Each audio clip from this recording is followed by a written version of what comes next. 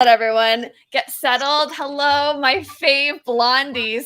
And we have to shout out there is a video that Grace posted, I think, forever ago, being about like my blonde bestie and like tagged you. And then Alexis was up in the comments like, I wish I had a blonde bestie. I know. And then Grace and you were like, one. Liz literally exists. And I was like, thank you. Thank you for remembering me.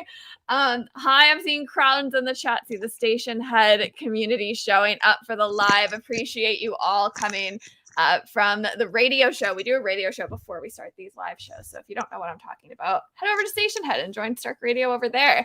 But I am so excited to have Riley with me on the show tonight. And I want to give a little bit of context about like what's happening. Like, where's Marissa? Where's Alexis? Like, what's going on? Why are we yelling about feminism? Like, yes, we still are. Who's this other blonde girl? Get her out of here. Who's this other blonde girl on Stark Radio?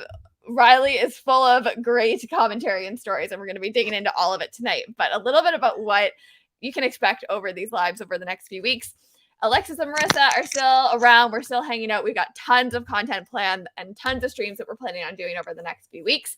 And on top of that, we're bringing back the interview series with so many of you have messaged me saying that you've missed the interviews, talking to creators about how they build their content, how smart they are, why they do what they do, and what they contribute to TikTok and to the Marvel community specifically. So we brought it back by popular demand. It's back. Riley's our first guest of the season, so a big round of applause in the comments for Riley. I don't know if any theater kids are here. We used to do like a round of applause where you clapped in a circle, right? Yeah, unfortunately. I am a theater kid. If you couldn't tell. If you couldn't tell by everything about the fact that we're on TikTok is like fully grown adults, right? Like, and I love it. Hello to everyone on YouTube and Twitch. I see you. I see you slide in some fire emojis. I see everyone in the chat here. Marissa's here. Hey, Missa, Bobissa. Danielle's here.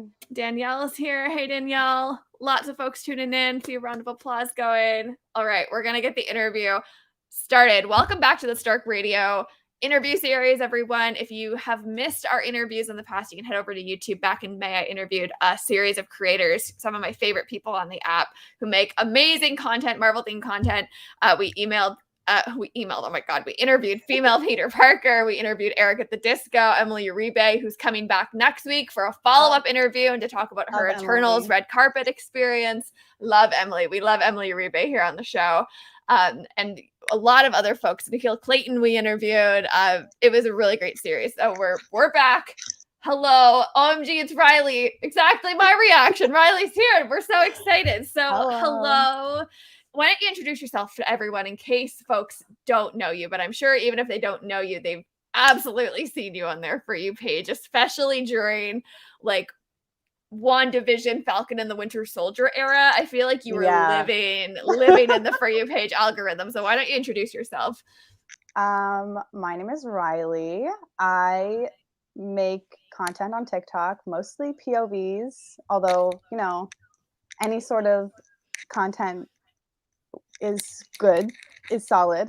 Yeah. I don't know. I'm 22. I went to NYU. Whoop, whoop. NYU. And, you know, huge fan of Wanda Maximoff and Natasha Romanoff. Yes. Our kind of Wanda, I feel like you cannot be on Marvel TikTok, and specifically you cannot be a Wanda fan and not know that like you have claim to the Wanda fan title. Like when you think of Wanda fans on TikTok, it's like Riley is like up there in like top 3. Like there's probably like some cosplayers in there, and then there's your content. I think you pretty well own that niche of TikTok.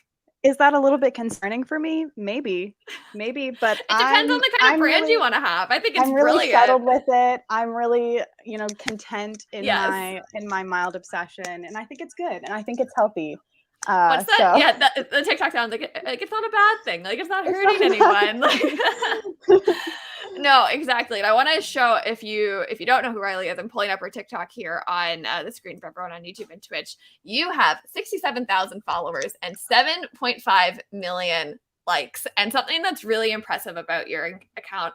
Yes, I did a scroll earlier today, and I was really looking at the numbers. And your videos like are consistently hits, and that's something that's very hard right now for a lot of creators. But your videos consistently do really well, and I'm really excited to dig in around like what content you're doing, your opinions on why you think it's working, but I want to learn more about, you know, how did you even get to this point? Like, what made you want to be a content creator? What made you want to start building TikToks?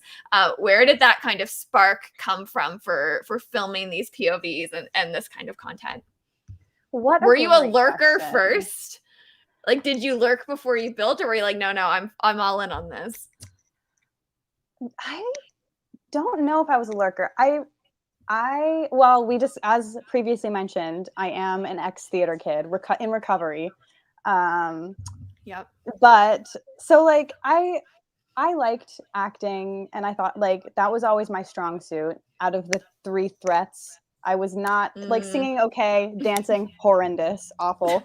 But I liked acting a lot, and I thought it was really interesting and really fun, and helped me express myself in a way that like I just was not as good at in my real life. I was like, if it's a character, then I'm allowed to cry. Yes, but totally. So I feel like that's the origin of it, kind of like for, creative wise. Like I've always been really kind of creative in that way. I'm not a great painter, not a great like other kinds of art, but I've always loved performing for people. Right on. And then I downloaded TikTok because I have a baby sister. She's not a baby anymore. She's 12. Shout out to baby sister. Nobody was monitoring her on TikTok, and I was getting concerned. So I was like, I'm going to download this app and monitor her. And I was sucked in. It took over my life. I was like, I'm obsessed with this. And I think I actually started off making Criminal Minds content for the most part. Ooh. I was very big into Criminal Minds TikTok, and I made a lot of POVs there. And I was not a pioneer for POVs. Like I saw other people doing it, and I was like, I can do this. And nobody was doing it with the female characters. Right on. And as a resident bisexual, I was like, oh, this is a market that I can tap into. I know I can. And so I did that. And then, you know, it just like spread. I couldn't watch anything anymore and not want to make a POV about it. And so when I started watching all the Marvel movies and like series, I was like, so this is unfortunate to all the people who followed me for Criminal Minds, but I am now also I am now a Marvel account. So sorry about it, but that's where it's headed. And then that's just where I am now. And now I post like all sorts of stuff. Anything that like pops into my little head. Right on. I'm like, sure, why not? I'll post this. So I think there's like a couple interesting things in what you just said that I really want to talk about, but like let's start at the point of like you just went straight into the POV world. And something that I really admire about your content, and we talked a little bit about this before we began the live, just for everyone watching, but I really respect how you make people think with your content, and you're really smart about the conversations that you provoke. And some of your videos that you've done that have been some of my favorites have been the ones where, you know, it's like a Marvel edit, and it's like, oh, like you're with Cap. And it's like, oh, you're with Steve? No. You're with Sam? No. You're with John? No. And it takes everyone a long time to figure out that, no, you're talking about like Carol, you're talking about Captain Marvel. And you did that with a couple different characters in a couple different ways. I thought was really smart and interesting. And I really like the way that you kind of flip the script on like these trends and like these specifically heteronormative trends and kind of make people think like, no, like there's other stories to be told here. So I wonder what your thoughts are now that we're in phase 4 and we're getting fed by like the teaspoon, some new kind of storytelling and some new content from Marvel and some new ways of talking about characters and depicting characters, including sexuality. What are your thoughts on like what's happening in the community right now? I mean, it truly is by the teaspoon. Like we get crumbs. I think teaspoon honestly. Is also generous of me to say. Like I just want to like make that clear. But I think, well, first of all, I think the reason like those jokes and well, I think they're joking. They're in a joke form, those POVs, where it's kind of like, oh, you have to laugh at it, but it doesn't work if it isn't true. Like if people aren't making those assumptions, it's not a funny joke. But you have to like, you kind of have to laugh about it and be like, it's ridiculous, but it's what it is. So at least we can get some joy and some like comedic relief out of it. But yeah, like what you're saying is true. It wouldn't be good content, it wouldn't be entertaining if it weren't based in reality. And the reality is that like we don't get these stories. And people make these assumptions about these characters. Like when you say that you're in love with a spider and you're a girl, people assume you're talking about Spider-Man, not Black Widow, because one, I think a lot of people don't realize that Black Widow is a spider. Not really sure how that's possible. But two, it's just the assumed it's the baseline. assumed like heteronormativity of it all, right? And it doesn't help that the media that it comes from is also living in that context too. And it's also not helping the community embrace the diverse storytelling. So it has to come from creators like you to kind of source it and push it forward. I do appreciate, I mean, it's hard because I'm like, yes, I want to say I appreciate like Marvel and DC and these other like big brands being like, okay, we will give them some representation. Like we will bring these characters out. Right on. But I feel like I also am like, well, I don't want to have to appreciate it. You should have been doing it the whole time. Like I feel like I need to say thank you, but really you should be saying you're sorry for not doing it sooner. Totally. And I don't know, like I'm also really hesitant to trust it because there are so many like bad especially for, well, I'm not gonna say especially, but like I'm more versed in like women who love women tropes, like sapphic tropes, because that's what I am. So like the whole women are allowed to fall in love, but one of them needs to die in the end. That whole situation, like I'm hesitant because we haven't really gotten the story yet, and I'm like, well, are you us spy Valkyrie and kill off the girlfriend? Like what's the situation? What's the vibe here? Like what are we? And we talked about this a little bit last week at the PowerPoint party about how like there's been a lot of these really harmful tropes that have just been like persisted for so long without people calling them out. And what's really interesting about this new side of TikTok is how there's a lot of creators that are stepping up to say like, actually, we should have been calling this out the whole time. And I'm really appreciative of folks like you and all of the creators who are kind of making a point to like step out and say like, this is how I feel. My feelings are valid, and it's been invalidated for years by the content, but I'm still going to be here to try and make this community better and to speak up for who I represent within this community and who can relate to me. And I'm sure that there's people watching. I'm seeing like Marissa's throwing like hands up in the chat, like raising the roof, like as you're talking. Like it does mean a lot to people to hear creators speak out and like talk about what makes them uncomfortable and what they want to see be better, and that we're not just like blindly following the Marvel spaceship of storytelling. Like we want to be critical to make it better. And content like yours is part of how we get there, by like questioning our own narratives and our own perceptions of who these characters can be and what the stories are capable of telling. Yeah, and I think it's also just having that be part of characters is important, and not being their only character trait. Like not introducing a character and having that be the only thing that character talks about, or their whole plot is based around that. Like why can't you just offhandedly mention that a character, like a male character, has a boyfriend or a female character has a girlfriend? There's really no reason not to, other than like for money and profit. You don't want to do it because you're afraid that your markets will be diminished. Totally. And I mean, it's a valid like concern if you're in marketing or something and that's your job, but I think that it's not more important than the representation and all the good that would come from that.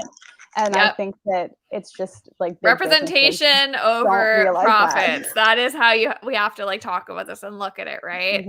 And when there's not representation, this is when the community steps in and we start facilitating it ourselves, for lack of a better term, to try and get something in there, try and get something started and talked about and looked at anything, right? No, and I think it's really interesting, and I hope that like as phase 4 goes on, we can like continue to have conversations with like multifaceted pieces of the community about like what does storytelling with depth look like, and what can we ask for more of, right? So when you look back on when you look ahead to like what's coming, like what would you love to see Like, what is the one piece? And it could be something that like you've heard might be happening. It could be something like completely fresh out of the box. Like, what would you love to see from Phase 4 in terms of representation? We know Wanda's going to be shining and having some moments Oh, of like, course. but I know that we also have like some new characters being introduced. Is there something that like if we can just twist this a little bit this way, or if we can just have this kind of storyline, I'd be so pleased.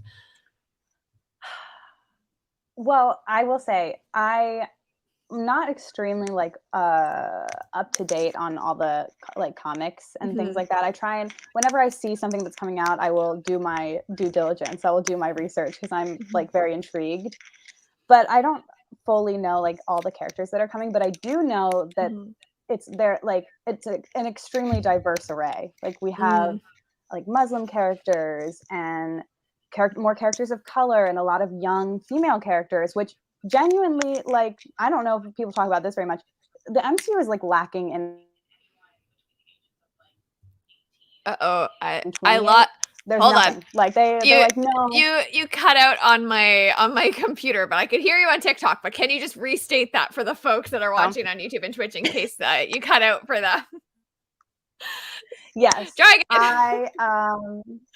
I was saying that like the MCU has previously, or there has been a lack of, well, I was going to say female characters, but really any characters in between the ages of like 18 and 28.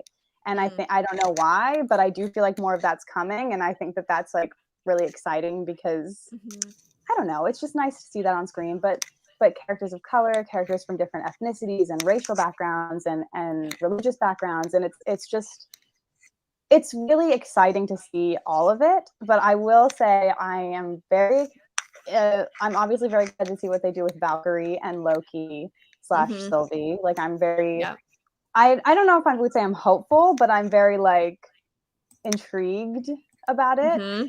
And I really am excited for the Marvels movie, like with Monica Rambeau and Carol, and like that's a movie we don't talk about enough. I think as a fandom, that's gonna be a good movie because like it's just a solid female ensemble, and they're not shying away from it. Finally, like I'm like, yes. Give it to me, please. I would like it. I'm with you, and I think it's really interesting that we talk a lot about a lot of the movies very far in the future, and like nobody talks about that one. I think for a variety of reasons, which we can get into at another time. But that's certainly a big one that I'm excited about. I see Missa in the chat saying it's going to be a good movie, and I want to shout out some of the comments that we're getting on YouTube. Danny says, "I wish you well in your theater recovery," which I think is super funny. It's a lifelong effort, I think, for us theater kids too. Really is. It's just a part of who we are, those foundational years, which I love. I do want to ask you about, you mentioned like when you watched all the Marvel movies. And I think that this is a really interesting conversation that people shy away from, that like, I don't think we should shy away from. I think it's like really important to talk about. Like, when did you become a Marvel fan? What brought you to the Marvel fan community? And if anyone starts getting shady, you're not welcome in this conversation any longer, because this is a safe space for people to be honest and open and transparent and share what they want to share. So, Riley, when did you become a Marvel fan and what brought you here? So, I had maybe seen one Thor movie, possibly, like my whole childhood. I don't know. I think, who knows why I didn't watch them. I think it was probably a lot of like, I felt like it wasn't for me. Like I was like, this isn't for me. So I don't, it's not going to help me. It's not made for me. So I'm just not going to watch it. And I also, I don't know, I have a little brother, so who knows why I wasn't involved, but it just never even occurred to me that there would be something that I might be interested in until WandaVision came out. And I love sitcoms. Like I may not have had any idea what was going on superhero wise, but I was like, I heard that there's a movie or a show paying homage every episode to different sitcoms. I'm gonna watch that. But I had a couple friends tell me, "Oh, you can't. You're not gonna understand it. You're not gonna get it if you haven't seen all the movies." And I was like, I think that's probably not true. But I will watch a couple of the movies anyway. So I only watched the movies that had Wanda in them because I assumed that those were the ones that I would need to watch And that's a fair to- assumption to make, right? to see the show. I was like, Yep. I'll just watch her story and then I'll watch the show, which is what I did. But by the end of WandaVision, it was too late for me. It was already over. I was like, I need to watch every single movie. Yeah. I must watch them all, and I must like go back and watch all the old ones, and I will be watching Loki, and I will be watching the new Black Widow movie, and I will and you're in it, right? Yeah, I was in it like hard after that. But I really hadn't. It just wasn't something that I was surrounded by growing up, really. And I think it's interesting because WandaVision really did usher in an entire new half of the fan community, and you can really see kind of split down the middle. There's everyone that was a Marvel fan, went to all the premieres, did the Endgame midnight release, and then you have the fans that have come in with like the WandaVision era, and I don't even call it phase 4 because really WandaVision is what opened this door to so many people feeling seen and welcome in this community for the first time. And part of me thinks if we had Black Widow sooner, perhaps we might have seen some of that come in sooner. But I do think that it's valid, and it's a valid conversation that so many people came to this community because of WandaVision, and yet we don't talk about it because there's so much shame around not being here from the beginning. Like there are people that were not like able to go to a movie theater when like the Iron Man movies were coming out. And I'm seeing y'all in the chat talking about Iron Man, and we will get to Tony Stark in this live as we somehow always do.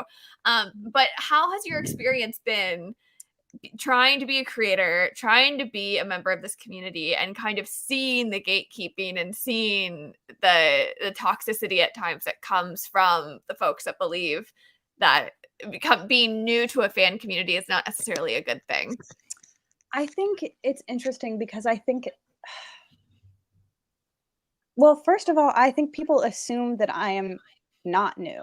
Like I get a lot of invalidating comments because I'm a woman, and like, oh, you only like this character because she's a female and you're female and whatever, and you just wouldn't understand. But because I'm 22, people, and I was old enough to go see Iron Man in theaters, technically speaking, people assume like that's not their original assumption. I think people make, but anytime like there's a young fan, it's like I feel like it's almost immediate. Like you can't have an opinion. You're not allowed to have an opinion because like you're too young and you don't understand. But I'm sure those people had opinions at that age, like if they were into it. Like I don't, it's just strange. And I do think it's hard to talk about this without bringing up the fact that WandaVision brought in a lot. I mean, it brought in a lot of different people, but I think specifically young girls. Like it was very popular among teen girls and younger. And I think that is definitely part of it. There is nothing wrong with that. That is a great thing. No, I was a teen girl once. It's amazing. My sister's a teen girl. Like shout out to the teen girls. Teen girls. We love you.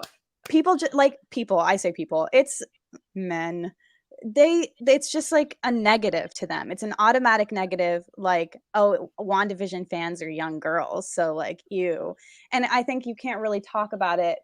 Because it's true, like it is part of it is being new to the fandom. People don't think that if you are not a weathered fan that you're not valid. But it is also, I think, connected to the demographic that was intrigued and liked WandaVision and Loki, and I think that that's definitely part of it. And I think that it's hard because Phase 4 is becoming more diverse and having more women-led movies and shows, and it's good for the young girls and older girls, and like it's good for us. We like it. We're happy, but I think it's not great for everyone, and some people are bitter. So let's talk about how it feels as a creator. And like again, like you have a pretty substantial following. Let's just remind everyone, like this is Riley's got 67,000 followers, and you're a creator that talks about women. You talk about the women loving women tropes, and you play into that in your POVs. Like you don't shy away from like feminist conversation about like female-led dialogue. So when you think of that following number, right? Like that's like you've hit a niche that people want to see more of. It's not necessarily the widest net that you cast, and yet you have like such a substantial community around you that really is with you and is here for also like your humor and like how smart you are. Like there's a lot more to it than that. I'm casting or painting a very small picture here, but as a creator, when you're seeing all of this and you're seeing people in your community maybe not feeling represented or being left out of the conversation, like how does that make you feel? First of all, you're being very nice to me. Thank you. I apologize. I know you're not the compliments type, but I'm telling the truth. But second of all, I think it is hard. I do think my demographic on TikTok, like the people who follow me, it is kind of a niche for sure. And I think it's great because I would have loved to have somebody like me to look at when I was younger, or like even now. Even, like I still will. I will like follow someone. I mean, like great, just somebody like me. I will immediately follow them on every platform. Like this is what we're doing now, and I think I feel really good about it. Like it really warms my heart to know that like people get joy and like community from my age. But you're right, like it is really frustrating to go to the comments on another person's video and just see people being awful and horrible. And I think I don't know. It's hard because you can't fight everyone on the internet, but you can like create a positive space where you are. So like me and my friend, Grace. Shout out Grace. She's watching on TikTok. Bucky's ex-wife. Bucky's ex-wife. We have talked about this many times, but we delete comments. I will delete comments that I think are hurtful and negative and are not coming from a place of like genuine question or like just wanting to make a comment. Like if I feel that a comment is malicious, I will delete it. If it's like somebody responding to someone else, I'll delete it. Like I don't have the power of the internet, but I have power on my TikToks and on my videos. Absolutely. And I can control. This is not a democracy. Comment section is not a public forum. This is a monarchy, and I own it. You reign. I will delete people's comments if I think that they're being like bad and horrible because the internet isn't like a safe space for everyone, everywhere. But I know that I can be, or like my page can be. I think that's like real gold what you're saying, right? Like there's a couple things in there that I think are like really substantial to highlight. One being that like I think that when you think about like how do you fight back against all this? Like how do you actually make things a little bit better? And I think that doing what you're doing is how am I frozen? Did I freeze? Are we freezing back and forth? You were frozen on my laptop, the computer. I don't know what's going on with the computer tonight because TikTok is popping over here. But I think it's really interesting how like one of the strongest ways you can fight back is by creating space, right? Like eventually a space becomes able to take over from toxic space. Like that's how community building works. So by committing to having safe comment sections, by creating conversations that promote positive dialogue and inclusion and representation, like that is how we communally fight back. And for all the creators who are watching as well, and everyone else who's watching who maybe you're not a creator, but you want to be, it's when we come together and we have these conversations and we commit to being that to each other in our comments and on our For You pages and helping each other create those spaces. Like that is how things get better and how we create communities that are able to have hard conversations about representation and what they want to see and how things can be better. So I really applaud you because I think that it takes a lot of bravery to create the content that you do because it's like the world is still not in a place to be as accepting and loving as like Wanda would like it to be. And how everyone deserves it to be, but it does take. You said this at the beginning of your answer. And I think there's a lot of people watching who would agree. Like, be the creator that like you also wish you had, right? And like be the creator that like would help a younger version of you. Oh, it gives me goosebumps. I think it's so true. And it takes a lot to do it. It takes I'd like to hear your thoughts around, like, you know, TikTok is a commitment. Like, people think of like content creation, they're like, oh, it's like a hobby. Like, I make TikToks for fun. Like, the work that you do specifically, like, let's call it work. First of all, like, let's talk about the labor that goes into this. Like, you are lighting, costuming, makeup, script, like you're cutting from probably, like, I don't know about you, but I'm always searching like 12-minute Bucky compilations and trying to like cut the pieces I need for like my radio shows. So I imagine you probably have some similar process for like getting the clips you need and like editing it all together, and also doing it in a timely fashion so it hits the algorithm when it needs to hit the algorithm. So let's talk about like how much work it takes to run what you do. Like, how many hours a week do you think you're putting into your TikTok on an average week? Not a week where things are like crazy and your life is busy, but on an average week, how many hours do you think you're putting into this content? Oh gosh, I think in my peak of like, there was a time where I was making and posting a POV every single day, and I literally can't imagine. In the peak of that, it was at least 2 hours a day, if not more. So what, 14 hours a week at least. It's a part-time job. Yes. And I was a full-time student, and I did have a part-time job, and I was still like, I'm making this content. But the thing is, I really enjoyed it. So I was like, it's worth it to me. And like, it's just worth the creative expression and the joy that it brings me and the joy that it brings others.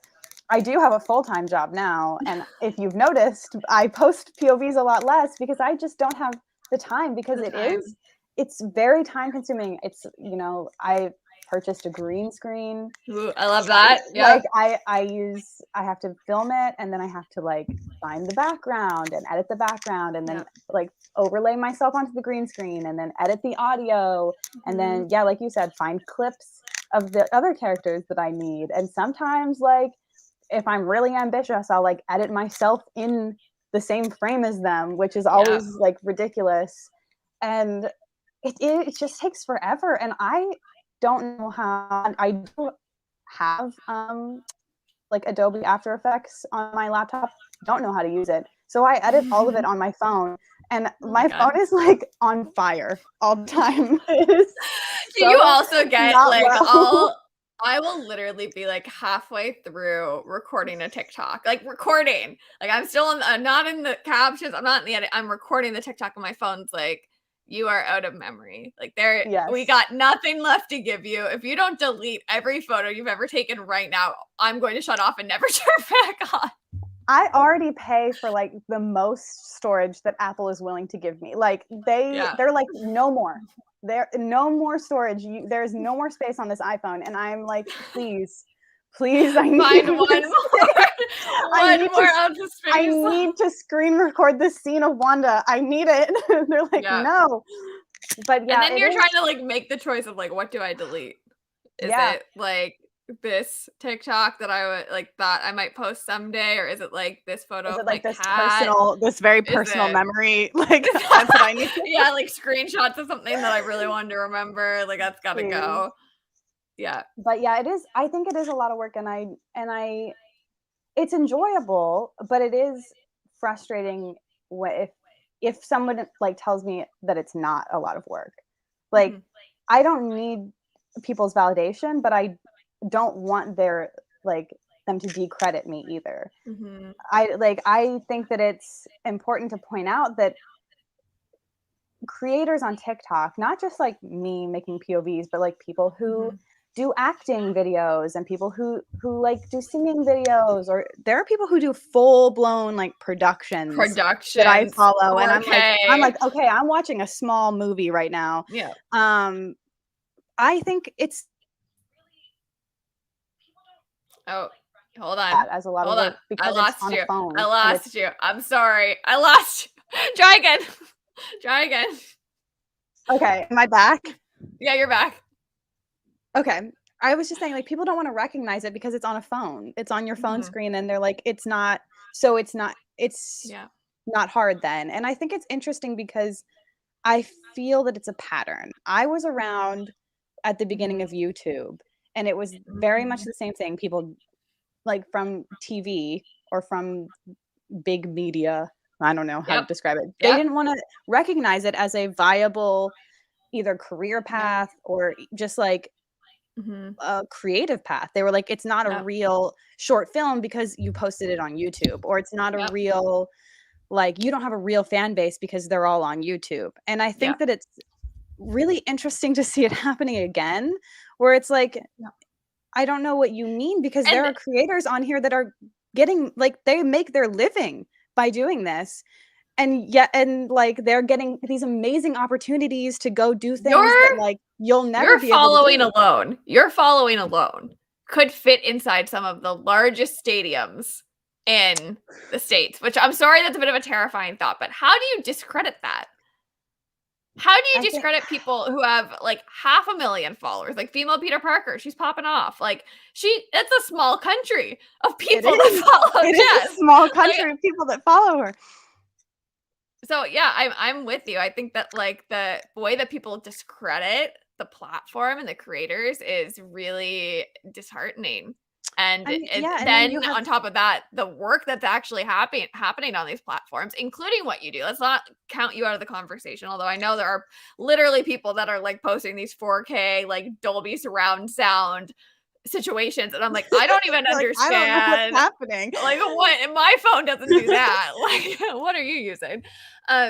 But yeah, no, it's just a really interesting dynamic. I think you're totally right. It's the YouTube trend kind of all over again now with TikTok and TikTokers. It is really nice to see. I know you said you're talking to Emily next week, but it is really like encouraging to see people getting like asked to go to movie premieres or getting offered like these amazing opportunities to come like have free tickets to Comic-Con or you know, like it's things that you might be like, oh, that's silly, like they're not getting anything out of that, but it's very affirming to know that it's not like the people that are following you aren't just like imaginary people that are like non-existent. It is like they're real people that have real meaning and really like are happy for you when you get things. Like I'm genuinely so excited and happy for Emily. Like it makes me like, it's crazy. And it, like, I don't know. I just think it's very nice to see. And like, same with people who get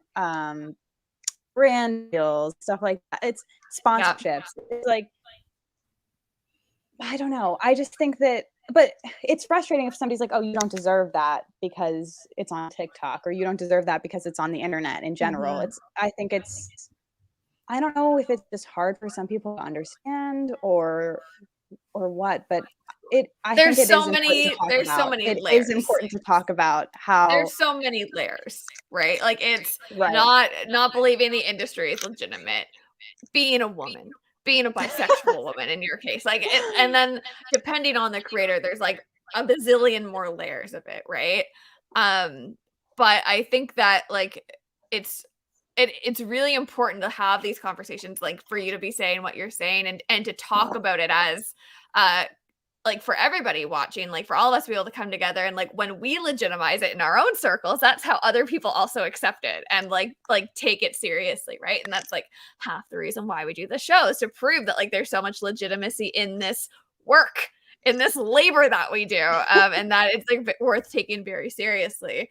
And I want to shout out Marissa, who just said on YouTube, oh my God, you just made me realize I have more followers than my hometown's population. Like it's true. These are legitimate platforms that we're building, people. I think I might as well. I did come from Ohio. I was raised small there. Town.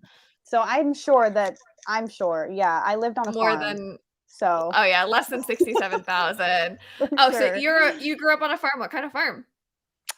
We had goats. Mm-hmm. I'm pretty sure it was for tax deductions. But we had goats and chickens, but my grandparents owned like a real farm where they farm like corn and beans and stuff. But I think livestock is real farming. Let's not discount those goats and chickens. I take your point. We weren't really farming the livestock.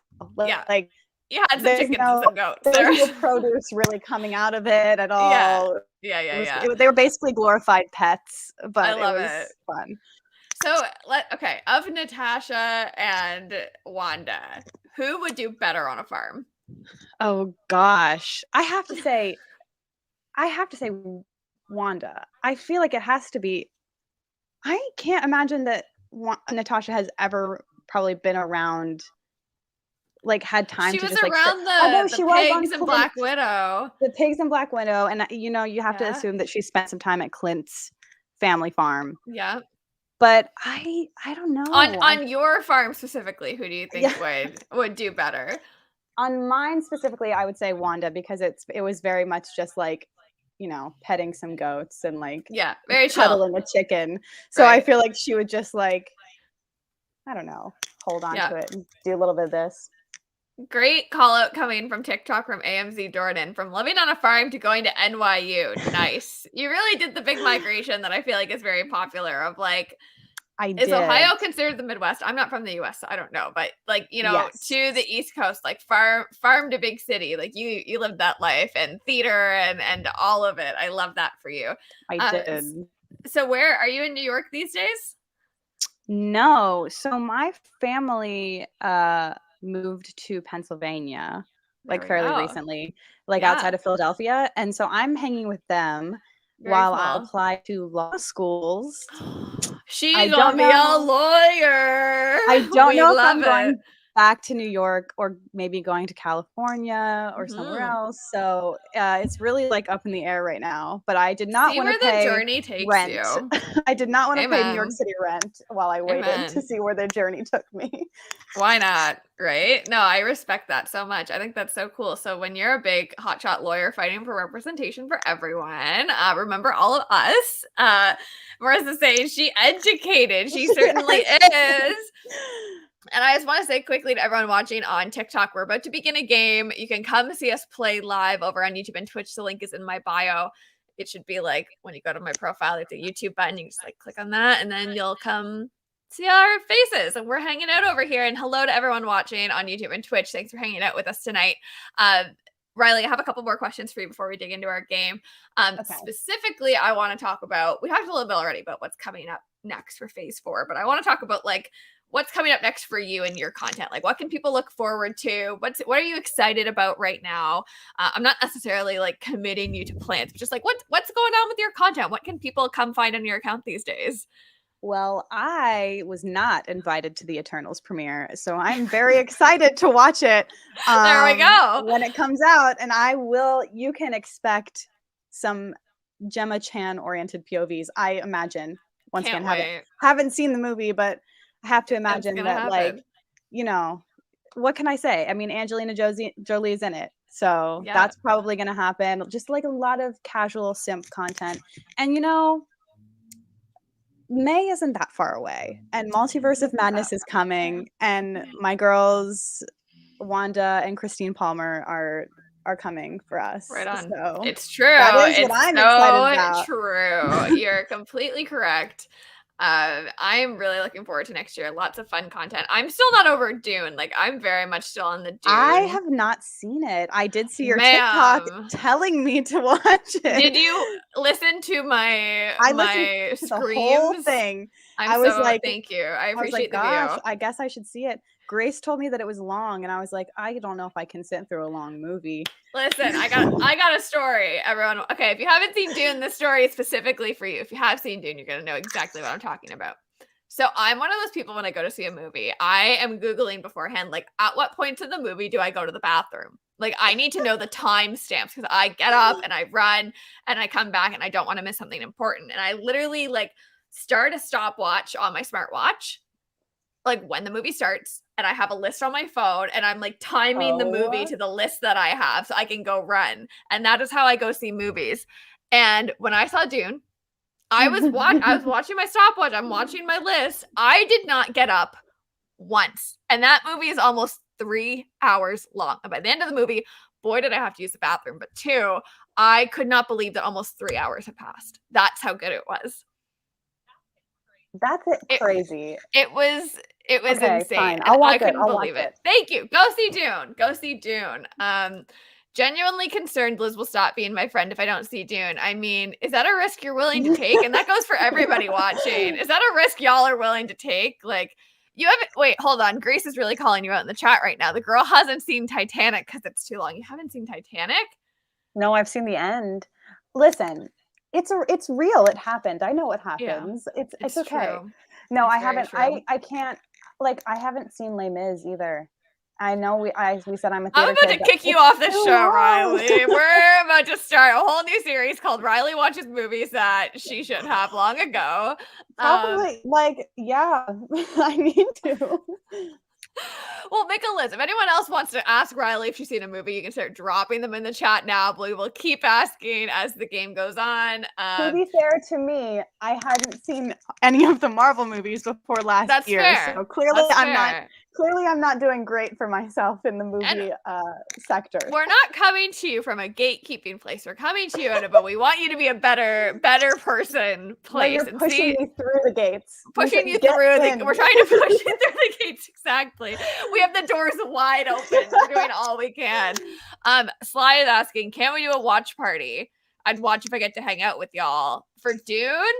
Absolutely. I will do a Dune watch party.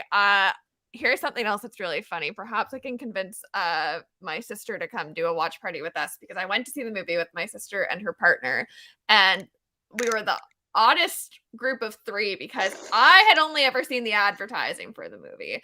My sister read the book and her partner had seen the old movie, but none of us had any intersections of any of those things. Like, we all had completely different perspectives going in. So I will very happily host a Dune watch party once we're able to. But Riley, perhaps you should become one of the scener people and do watch parties for these movies, and we'll watch you react for the first time. That'd be fun. Yes. You know what? I will do it. I have an account. I've watched things with Grace before. I will watch. Beautiful. I will watch something. What, Les Mis? What is that? What we need to watch? We will all cry to Les Mis together. I can't wait. And I want to shout out Jacques. Or is it Jay? I think it's Jay, actually, Perkins. I'm so sorry. I said your name wrong, and you're literally one of my favorite creators. So that's cute. Saying Dune was great. Thank you. Okay. Thank you for backing me up here in the chat. All the people that haven't seen Dune. Listen, Dune's great, everybody. Please go see it. They're not paying me to say this. It's just Timothée Chalamet has me in a chokehold. So I must. I went to school with him. I mean, not really, because he was in the acting school and I was not. But he was around. Know him? No. I mean, we were about to have a whole other conversation. I was like, wait, we've done 47 minutes and we have not talked about how you know Timothée Chalamet. But no, I never met him. You existed in the same stratosphere in the same moment in time. Theoretically, we were on the same campus together. Very debatable if he was ever actually there. Right on. Right on. You almost just saw me have a heart attack. I know I did. I had to really reel it back. I was like, no. The bar really high. Well, if Timothy's watching this, he ever saw like a blonde across campus he thought was really cute. It was Riley. Welcome. Listen, we have lots to talk about in terms of Dune. That will wait for another day. If you want to come on and talk about Dune with me, Jay, you have an open invite. DM me. I'd love to talk Dune on the show with you. We're going to start a game over on YouTube and Twitch. So everybody watching on TikTok, link in my bio to my YouTube. We're playing the playlist builder game. This was Riley's idea over IGDMs, and I'm super psyched about it. We have 2 prompts that we're fulfilling tonight, people, and we need everyone's help to build these playlists. The first is Wanda's seen this film before. That's the first theme. The second theme is Natasha Romanoff's Tears Ricochet. Double pain.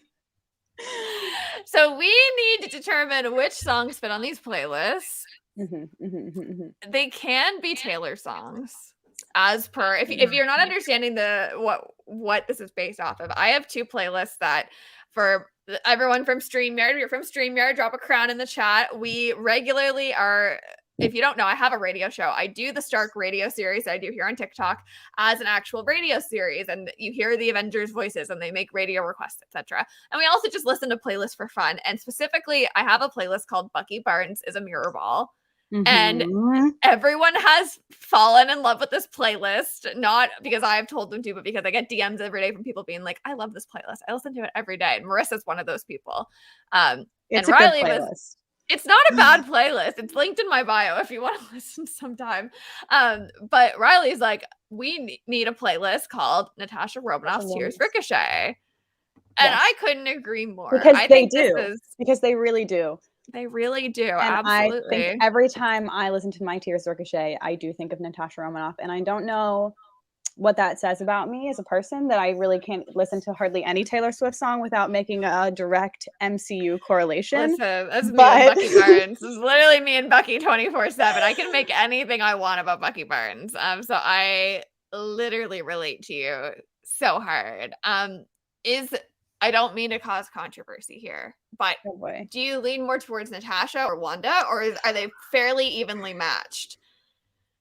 Mm, I think I lean more towards Wanda, and I'm not sure if it's Mhm. because like she has content coming, and so like I feel like Sure, I'm just like really that's very invested and valid. excited. Very But valid. I think I'm more similar to, like, I relate to Natasha more, if that Mhm. makes sense. Like, Oh yeah, I think that the way that like she experiences things is more similar to me. yeah. But I am possibly more in love with Wanda. Like I There we think like go. There it is. I more think about her like when I'm listening to my Taylor Swift playlists. Yes, absolutely. I know, I respect that. I think that that's completely valid. So let's build these playlists. I'm gonna just try to balance everything on my screen so I can see everything at once. And I didn't really realize I had set the background for the game and then the background of the live to be like the same background. So Same. like that's kind of fun. So It's let's very start. nice. It's really, I don't know what it's giving, but it's giving Inception. It's giving Multiverse of Madness. Yeah, I don't know what. it's really looking like the timeline is breaking. The multiverse is open. Like Two it's multiverses happening. are happening right now. One is where we are, and the other is like over by this playlist. I love Mhm. it. Okay, so we're thinking Natasha Romanoff's Tears Ricochet. So I feel like there's like a series of things that need to be included in this playlist. Like obviously the songs that make you cry, but then you also need the songs that like tell a story. The songs that like remind you of the days or the people or the memories that you then go and cry about. Like it has to be a bit of a balanced Ricochet situation. If that Mhm. makes any sense.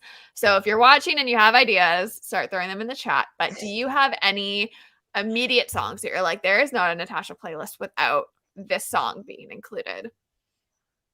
My first thought was ABBA or Mamma Mia, if you will, slipping through my Mm-hmm. fingers. And I don't know if it's Oh, because of all the edits that I've seen or what, but yep. like that song just hits me right like in the heart every time. And I feel like it's very reminiscent of a Natasha Mm-hmm. Romanoff plot line slash feeling. Absolutely. I completely agree with you. I think that that's like a very bold place to start, and I respect you for it. Just immediate pain.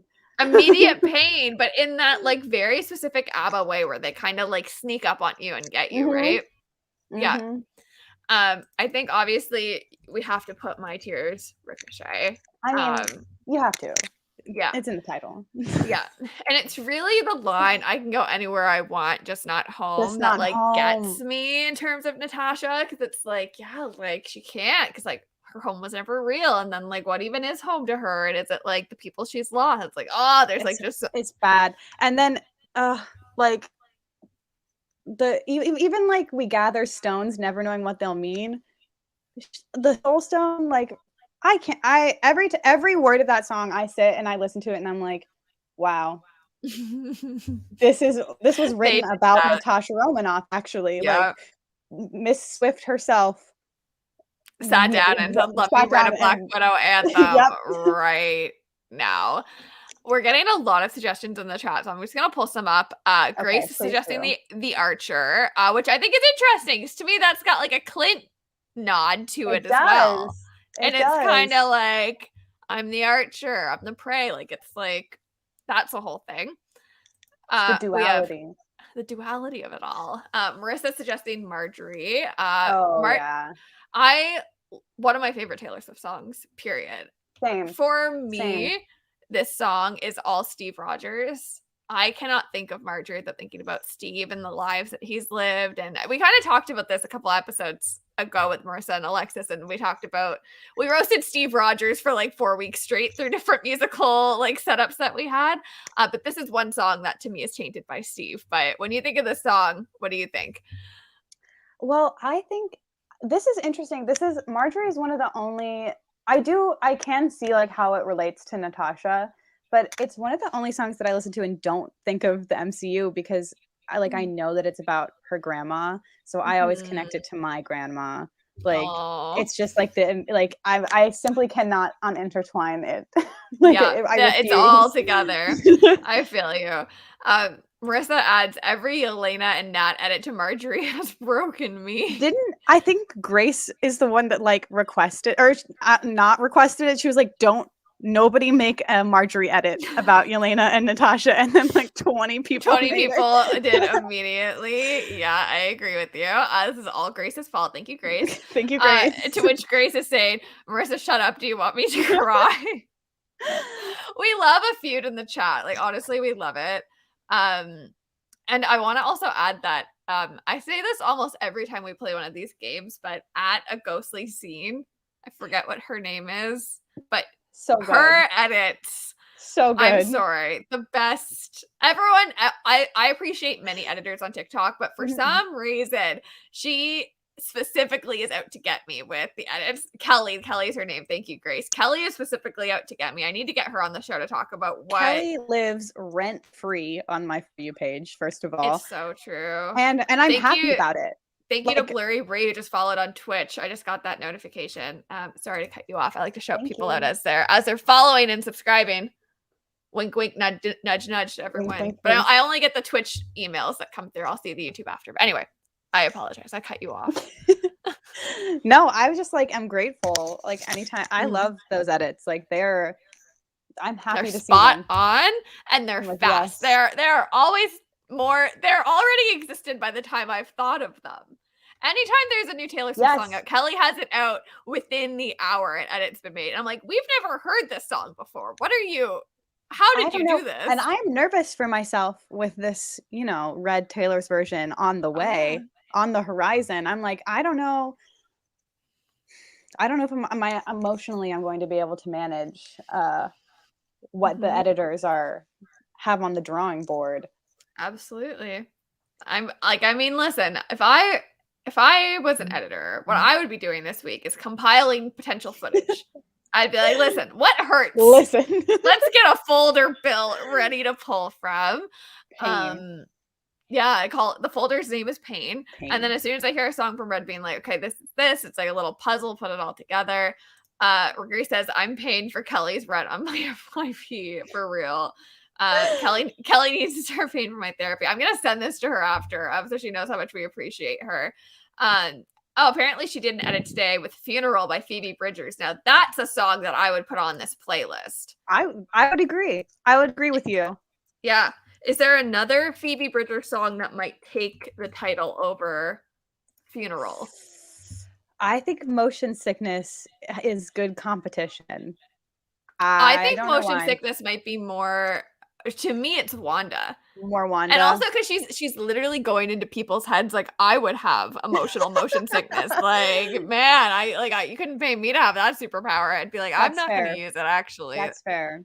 I have enough going on in my head. I don't need to be like going up and other people's changing things around. Like, so maybe we'll just scroll down to the Wanda playlist and we'll just add it. We'll just pop it there now. Just for a good start. Yeah, just for a good start. We'll come back to it. But yes, I think Funeral is a really great addition to this playlist. And Grace is saying Chinese Satellite, very Natasha. Would agree. Would agree. Now, I think for the sake of having like a lot of different folks, because like my problem is that I could pick 8 Taylor Swift songs, right? Right. And we'll probably end up putting more Taylor Swift on this playlist, but I would really like to see how many different artists we can come up with before we start like double plotting here, because we lean a lot towards T Swift in these lives, which I have no problem with, but for the sake of conversation, as a fellow blonde, yes. I can't help myself. But I will say, I don't, maybe the chat can tell me if they agree, but anytime I listen to, like, I listen to a decent amount of Queen, and anytime I listen to love Queen. I'm a huge Queen fan. Like, I don't know if it's because she's a trained assassin, but anytime I listen to Killer Queen, and like Natasha comes to mind, I'm like, that's who pops into my head. Mm-hmm. I completely agree with you. And to me, it's like the confidence of that song is not so overbearing. It's a song that knows itself. Yes. Yeah. I'm so glad you said that. I'm a huge Queen fan. Love that. Yay! Marissa's wondering, is there an Adele song? Chasing Pavements. Listen, besties all need to know I'm back in my Adele phase at the moment. Me too. I saw her in her farewell concert, and I was like really so upset about it. And now she's back, and I'm not mad. I'm very happy. But I was like, I really went through like we said farewell tour tragedy in 2017. Trauma, and now she's back. Yeah. I like clockwork. Every November, I listen to Adele almost exclusively. And One Direction, because that's when the albums came out. Like all their albums came out in November, so it's really like a hard time in terms of the difference between those two. But regardless, so I've recircled back to my Adele phase, and it's very interesting that the album's now coming out in November. Because if the album was not coming out in November, I'd probably be like, oh my god, and I'll listen to it. But because it's the time of year where I exclusively listen to Adele, I'm like, feed me, please. Easy on Me, is that the right choice from the Adele discography? To which Grace very eloquently puts it, I'm not gonna sing it, but y'all can all see Grace really does the tone of Adele well in the chat here. Go easy on me, baby. Very accurate. Yeah. I think that's a good one for Natasha, actually. Like, and everyone's putting the lyrics in the chat. So I love it. I do think I agree with you. This is very Natasha. It's very like the storyline of the Black Widow movie. Yeah. Very the Ohio plot line at the beginning. I was still a child. Yeah. Didn't get a chance to. Yeah. But you can sing. This is the difference between you and me. Can't you? I mean, yeah. Literally every single person would be like, what's wrong with my headphones? If I started to sing, they'd be like, what? Excuse me, what's happening there?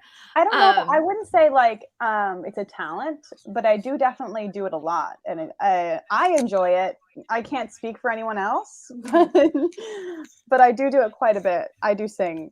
I love that. What's your favorite style to sing in? Is there like a particular kind of like piece you would go for? The style of Taylor Swift, I think. Yes. But also I like I really like, I don't know if you would call them oldies, but like anything from like the 50s or 60s, or things that are like set in that and have that kind of like. So Bucky Barnes Would Love You is what I'm hearing. Maybe. Petition for Riley's content to shift to singing. I would like to see it personally. Let's get some applause in the chat if we would all hype up Riley singing on TikTok, perhaps? ? Maybe during Hawkeye. If Hawkeye really does turn into a musical situation, perhaps you'll need to tune in. Love that. You know, it's true. If it is a musical and I'm making POVs about it, the POVs will also have to be a musical. It follows. it literally follows. And you have agreement in the chat here. Like, I love 50s music. And Sly saying, I'm singing videos and drafts. Well, post them, besties. What are you waiting for? We will all applaud you. Always Listen, in the drafts. It cannot be worse than me. That's what I'll tell y'all. You cannot post anything worse than like what I would be capable of talking or singing about. So we will leave it there. We are a little over halfway through this playlist, so let's just like switch gears and talk about Wanda. Wanda's seen this film before. Yeah. So we're thinking like back in time with Wanda and her life and her what she's gone through, what she's seen. She's seen it before. She didn't like the ending. For those of you watching on TikTok, we are live on YouTube and Twitch, playlist building. You can come join the party over there. So when we think about Wanda, we think about what she's seen. We think about the songs that are going to speak to her heart. I immediately am going to like the pain of Miss Rodrigo here. I think there's like a lot of different, like, Happier could be a song. Yeah. Here. Yes. Hope That You're Okay. Although I feel like that one could lean Natasha too. Yeah. But okay. Which one? Let's put it somewhere. Is it a Wanda or a Natasha? Hope That You're Okay, I feel like is more of a Natasha song. Because I don't know. The whole like childhood aspect of her and like it's kind of a her and Yelena song. I don't know if that's how the title is exactly spelled. I think it is. That feels right to me. That's how it's gonna be. Okay, so that if we're putting that song there, is there an Olivia song that we would pop on a Wanda playlist? I think well, I think you were right with Happier. I feel like Happier is a good one. Happier is a good one. I'm literally opening my Spotify to make sure I'm not like forgetting any Olivia songs here. So let me just read out what else we got. Deja Vu could be interesting. Oh. The girl's angry. The girl's making her own reality. Like she does consistently relive moments. She really presses that rewind button. I think that like, Deja Vu is, I think that's the one. Also, One Step Forward, Three Steps Back. Oh, that one has to be the one. That has to be the one. It has to be the one. Because it's true. Grace really hit the nail on the head with that one. Yeah, Grace, 12 out of 10. Ouch. Everyone gets an A+ for this. Especially Grace. Not to once again force Taylor Swift into this, but I do not feel force Taylor Swift. I do not feel that you can have a Wanda Maximoff playlist and not have "Don't Blame Me" on there. I just think that it's it's like the middle spot in bingo where it's like it has to be there. It's a given. Yeah. I agree, and I think that like everyone likes to say that like the Reputation album belongs to like to Loki, and I see that all the time, and like I could not disagree more. Loki's album is not Reputation. No, it's Wanda's album. It is. She is solidly in her Reputation era, as am I. Always. So I'm also being Wanda for Halloween. Somebody in my comments said they're being Wanda. I love that. Me as well. I love that. You're always in your Reputation era. Are you is that your album of the Taylor Swift albums? You're a Reputation. I am a rep. I'm a rep girly. Me as well. And we are rare. We are. Everyone is witness. What's the date? October 29th. We are Reputation stands. Reputation's gonna be re-released. Everyone's gonna come around and say, "Oh, it's like the best concept album. It's the best Taylor album," and you're right.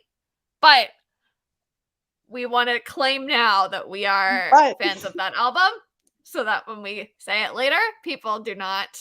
We've said it now, so therefore it will also be true later. I hate when people are like, "Oh, you're just saying that because that's what's happening right now." Like, No, that was and everybody was kind of like, not everybody, but some people were like really unhappy about it when it came out because she was living in her moment, and people were like, I don't like this from her. And I was like, that's interesting of you to say, but I disagree. That's literally misogynistic to me. That's literally misogynistic to me. I was like, I'm sorry. If you don't like this, you can sit down. You can stay seated for the event. You don't like a woman owning her story after years of being publicly shamed. Like to me, that's misogynistic. But I mean, well, Marissa's saying it's the 28th, so good. We got our story out even earlier than the 29th. I love that for us. Marissa has suggested "Right Where You Left Me."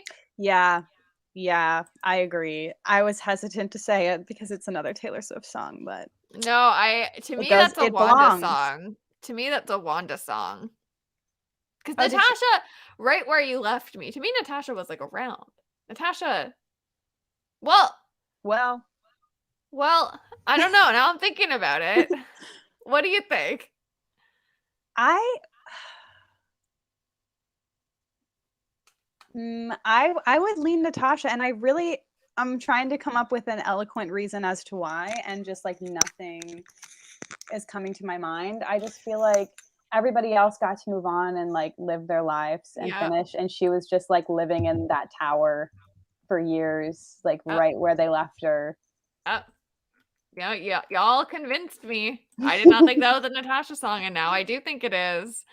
I do want to say I love the suggestion from Grace, Burning Paul by Mother Mother. I love Mother Mother. That's a Me as great well. call for the Wanda playlist. So let's just Mhm. go right ahead. Mother Mother, a great band. I was so happy when that compilation of Mother Mother songs was going viral and everyone was editing to it. I was like, this is my happy place. This is the good place. This is the good place. This is the good place. I do think that we're missing a major contender across both playlists, and perhaps there's a song here that would fit the end of Natasha's playlist, but we have not put a single Ariana Grande song on either.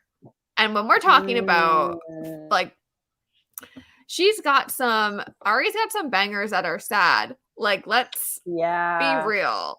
Like, Sweetener has got some stories on it. It's true, and I do love Sweetener. I need to pull up. Yes, I just pulled it up as well. Like, I think you could do like the end of Natasha's playlist is God is a Woman, or it could even be Breathin'. It could even be like, if we're going back even further. Hold on. I'm opening the album. Hold on, everybody in the chat. It's coming. My computer's slow. What am I looking for? My Everything Deluxe. There's some bops on that album. I love that album. Just a Little Bit of Your Heart. Oh, that song slaps.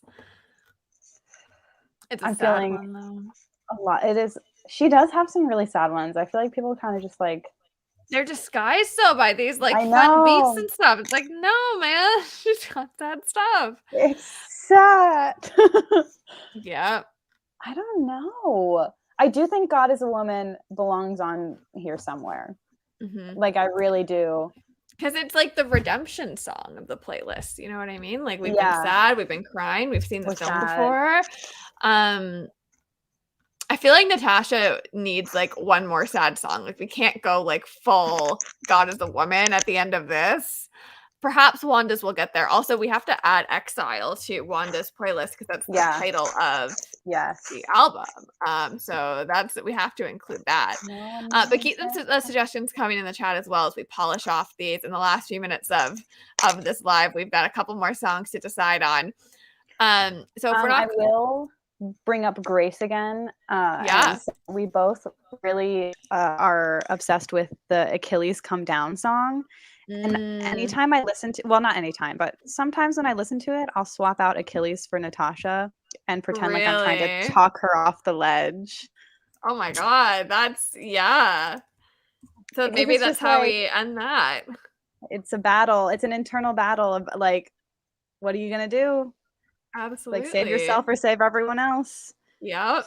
You got it. Sad. Grace is saying it always gave her a Wanda vibe. Well, interesting. Riley's the one on the live, so I guess Riley gets the last say on where it fits. I decide. I really love that suggestion. And I like the one that Marissa just sent. Can Wanda have Willow Dancing Witch remix? Yes. I think that's like the only reason why I would put Willow on here is because it's the Dancing Witch remix. I've got my keyboard hidden here. An edit where somebody did, I think it was Wanda and Agatha to Season of the Witch, and I was like, yes. I live for it. It like itches something in my brain where I'm just like, thank you. Like, this was in my head for sure, and now it's just out in the world. I love it. because she, teleports herself all the way back to she doesn't actually, but to the 50s, like a solid, like Laughing on the Outside or something like that could be on here, where it's like, it is like on the surface, it's not like a sad song, but it kind of is. I don't know. So I'm are trying you to think of other good thinking ones. that reminded me of like how like Fake Smile by Ariana Grande, if we're looking Oh for an Ariana song to throw yeah. in there. Like to me, that's like all Wanda. That song is so sad, and it's literally like you could have made that like the theme of WandaVision. That one, that and NASA were like my Mm, obsessions when that album when she came out with yes. those. I Yeah. was like, sorry That was a that this good is time just for where I pop am now. music. It It really really was. was. So Grace is suggesting to build a home to end this playlist. Oh, I had a yeah. different thought, a similar thought, but a different thought. If we're thinking back to Adele for a moment, I think that there's like some really sad like Adele songs with like very similar themes. But To Build a Home kind of is the Wanda anthem. To Build a Home did have a death lock on the editing community for a while. Like during the WandaVision era, To Build a Home was everywhere because like Girly did build a home, and she literally did. I saw that everywhere. But I, like Love in the Dark is really popular now, and like that's has very like Wanda energy. Or You make the call. You make the call. The last song in the Wanda playlist. What do you think it should be? Well, I think I have to defer to Grace. I have to give it to her. To build We'll a make home? it To Build a Home. You got it. To build a home. And there it is, folks. We There it have is. Wanda's seen this film before. And Natasha Romanoff's Tears Ricochet. And yes, going back to a comment sent earlier by Sly, these playlists will be available later on Spotify. I will go build them, and I'll add some of the other suggestions from the chat as well. But the top 8 songs that belong here for Natasha, and the top 8 songs that belong here for Wanda. Here they are, folks. Take a screenshot. Come find them later on Spotify. Riley, thank you so much for joining me. This has been so much fun. It's been such a pleasure talking to you. Grace is out here singing in the chat as we close the show. It's been so much fun getting to hear about like your content and your community. Where can people find you? What would you like to plug? What would you like to end the show on? I mean, oh, I lost you on the computer. Hold on, I lost you on the computer again. Start over.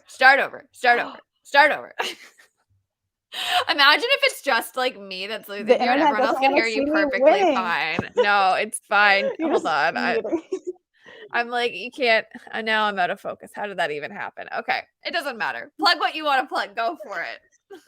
My TikTok is at ry.l33.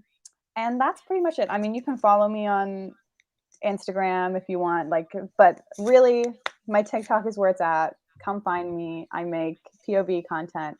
If that's something you're interested in, or just like simping over women in general, and men sometimes, but just depends on my mood. Depends on the content. Depends on the content. Depends on the day. Find Riley on TikTok. A pleasure to be a viewer of your content. I'm so glad you came on for a chat, and we would love to have you back sometime. Maybe when we finally start talking about the Marvels and everything happening with that movie, we can rely on you to come give some commentary. And with that, we're going to say bye to everyone on TikTok first. I always end the TikTok live first because sometimes I forget. So bye everyone hanging out on TikTok. I'm going to end the live here. There we go. If I don't do that first, then like it will go on forever and never end. And people will be like, I'm still watching. Like you did not end the live. And thank you to everyone who's been hanging out with us all night on YouTube and Twitch. Grace saying the 2 best blondes on TikTok. Absolutely. You're so kind. I'm so glad the blondies finally got a chance to talk without all of our brunettes around. Just kidding. We love you all. We know you're watching. Thank you so much. No, thank you. Of course. And you can rewatch this conversation on YouTube, everyone. It will be available not long after this broadcast is over. So thank you all so much. We'll be back next week. Emily Rebe is coming to talk Eternals Red Carpet and all how much she's blown up since the last time we talked. We're literally going to dig into all of it next week here on TikTok Live. And for now, go watch Voices of Atlas on their Twitch. They're live now doing their show. Talking about Twilight tonight, I think. We'll see you all next week. Bye.